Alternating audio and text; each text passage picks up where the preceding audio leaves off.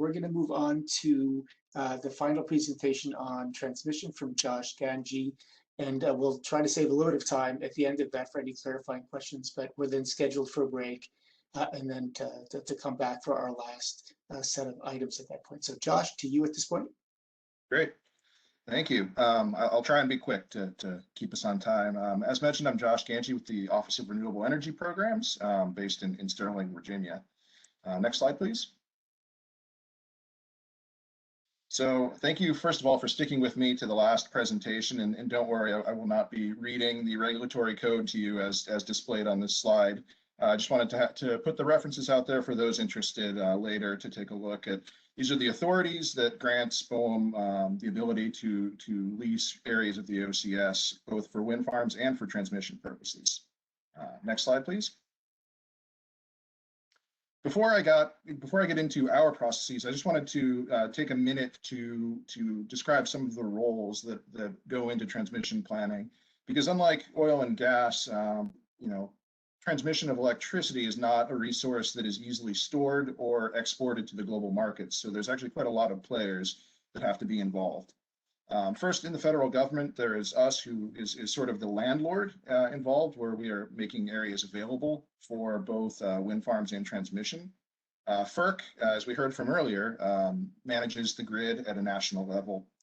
And then there are also a series of permits that might go along with any given project for natural resource management, et cetera.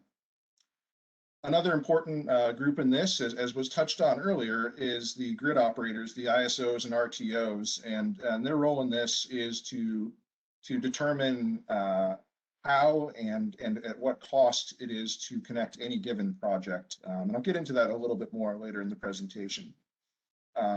And then finally, I wanted to touch on the state role in this, because really the state role is hard to overemphasize, as ultimately they're the ones that will be purchasing this power.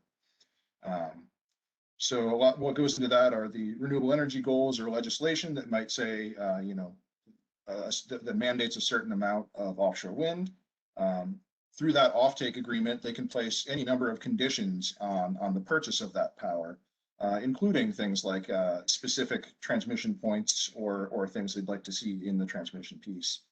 And again, the state utilities are often the ones that are negotiating with the developers and the lessees the points of interconnection. So, and then there also may be property interests in the exact landfall connection point when you're getting into to shore. Next slide, please.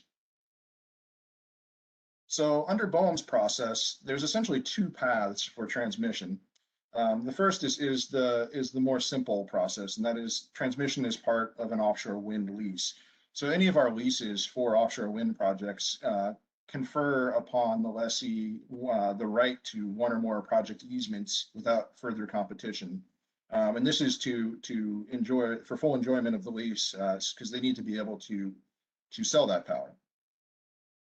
And the second way is under a right-of-way grant, and this would be a third party that comes in and says, I'm going to connect one or more wind farms to shore, but they aren't the leaseholder. And I'll go into these processes a little bit more on the next few slides. So next slide, please.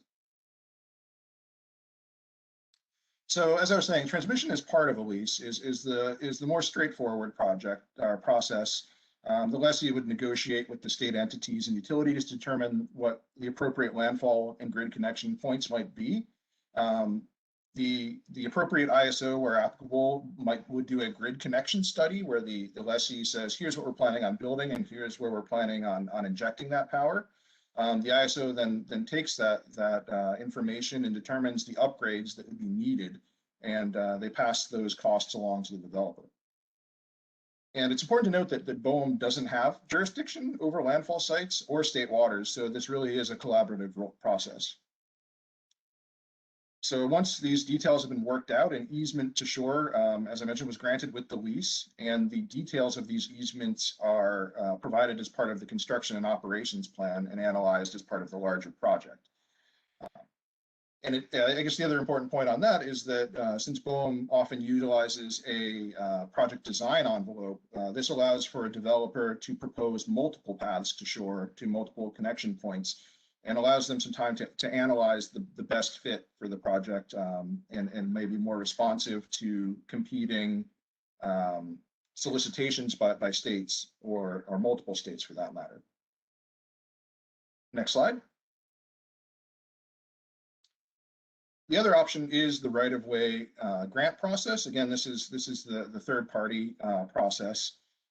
So under OXLA, there's a requirement for a competitive process unless BOEM determines there's not competitive interest. So the first step here is issuing a request for competitive interest to see if anyone else is interested in proposing sort of the exact same project.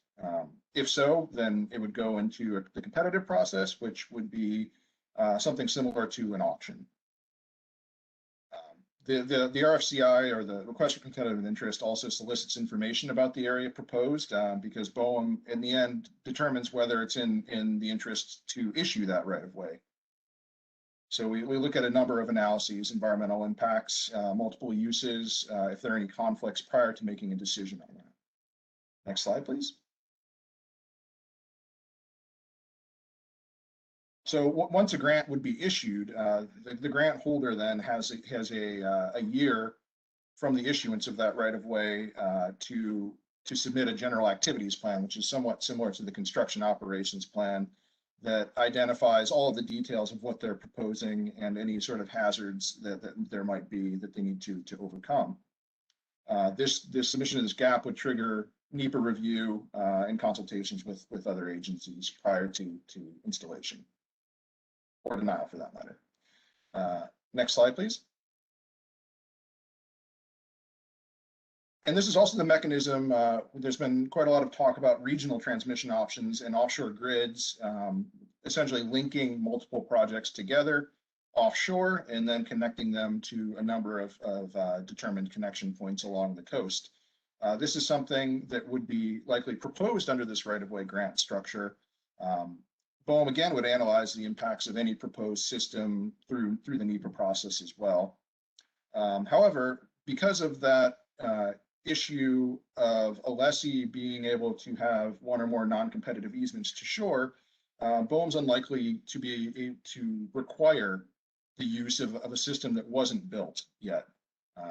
However, any lessee proposing to use such a system could be granted an easement to the system through their process as well. So if there's a connection point offshore and they say, I want to use that system, we have the ability to grant that easement. However, a state could mandate the use of such a system through an offtake mechanism as a condition of their buying that power. Next slide, please. And just I want to do a few details of what is conveyed with a right-of-way grant.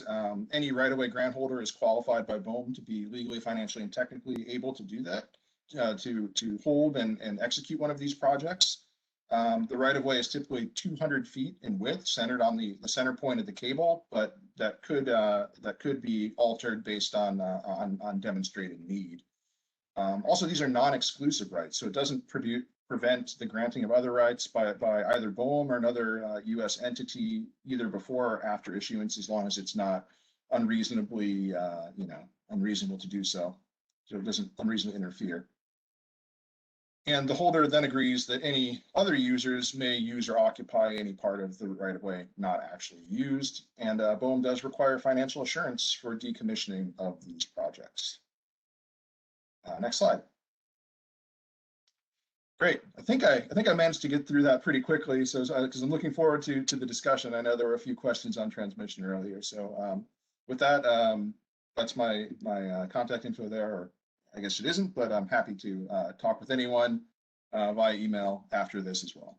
Okay, so thank you very much, Josh, and thank you again, Angel and Randy, for your presentations.